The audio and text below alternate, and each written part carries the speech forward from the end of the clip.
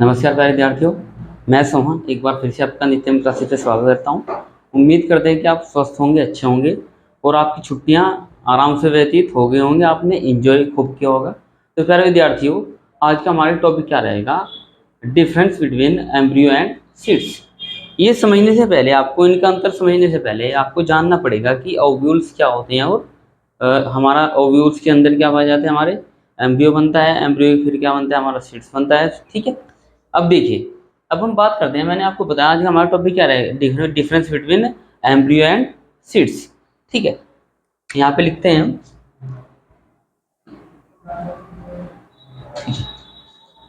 एक साइड हम क्या लिखते हैं, एम्ब्रियो, और एक साइड क्या लिखते हैं हम, सीड्स, यानी कि भ्रूण और बीज के बारे में बात कर रहे हैं। ठीक है, इधर अगर हम बात करें, इसका निर्माण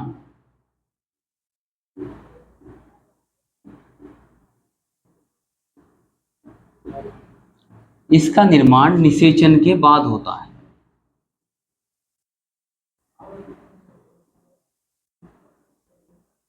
निषेचन के बाद होता है। इसके बारे में बात करें, एम्ब्रियो के यानी कि भ्रूण का, इसका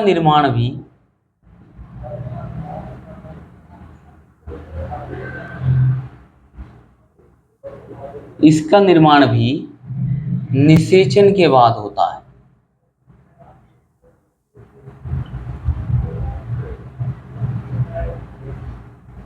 निषेचन के बाद होता है। अगर हम बीज के बारे में बात करें, नंबर सेकंड,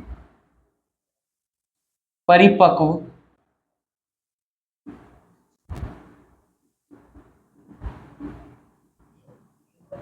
बीजांड को बीज कहते हैं।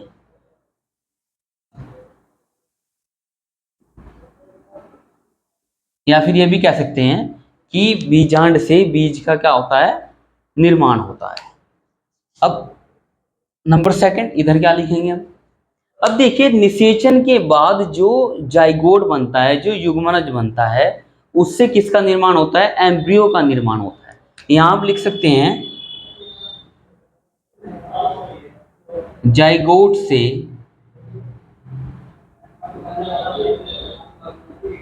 एम्ब्रियो का निर्माण होता है।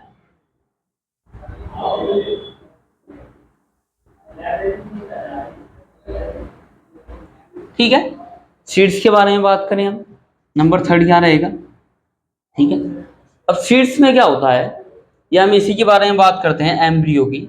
ये जो हमारा भ्रूण होता है, जो एम्ब्रियो होता है, एम्ब्रियो क्या होता है? ये बीज का भाग होता है या बीज का अंश होता है।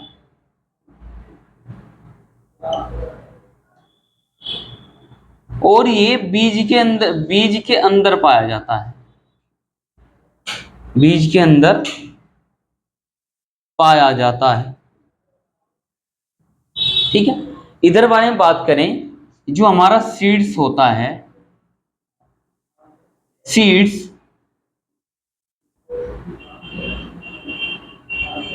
एम्ब्रियो का अंश नहीं होता,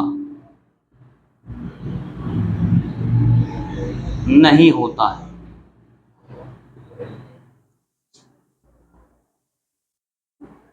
ये स्वतंत्र अवस्था होती है। और सीड्स किसके अंदर पाए, ये क्या होती है? स्वतंत्र अवस्था होती है, और फल के अंदर पाया जाता है।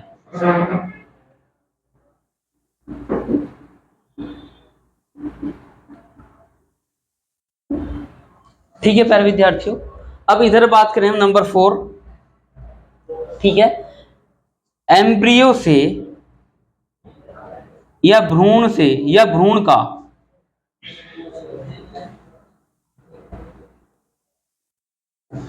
अंकुरण नहीं होता है। ये कब बात कर रहे हैं हम? यदि हम एम्ब्रियो को सीड से अलग कर लें, यदि हम एम्ब्रियो को सीड से अलग कर लें और उसके बाद उसको भूमि पर डालें, तो उसका अंकुरण नहीं होगा। लेकिन यहां से यानी कि बीज के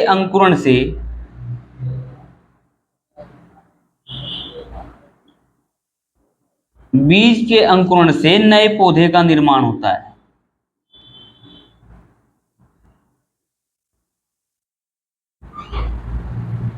नए पौधे का निर्माण होता है। ठीक है प्यारे विद्यार्थियों, 5 में क्या होगा? अब देखिए एम्ब्रियो क्या होता है। मैंने आपको बताया कि एम्ब्रियो का निर्माण किससे होता है? जाइगोट से होता है, और इसका निर्माण भी निषेचन के बाद होता है। ठीक है, क्या होता है? निषेचन के बाद होता है। अब अगर इधर बारे में बात करें हम कि भ्रूण के अंदर या एम्ब्रियो के अंदर अन्य कोई संरचना नहीं पाई जाती, लिखेंगे हम यहां पर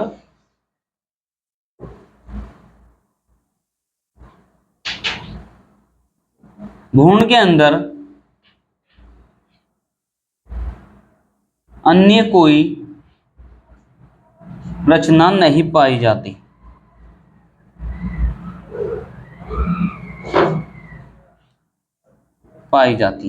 लेकिन बीज के अंदर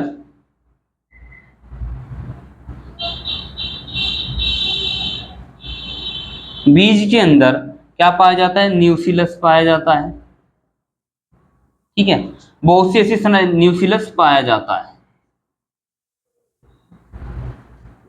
यानी कि मूलांकुर, प्रांकुर, ये सभी क्या इसके अंदर पाई जाती हैं। ठीक है, दोबारा फिर मैं आपको बता देता हूँ प्यारे विद्यार्थियों, आज हमारा टॉपिक क्या था? Difference between embryo and seeds.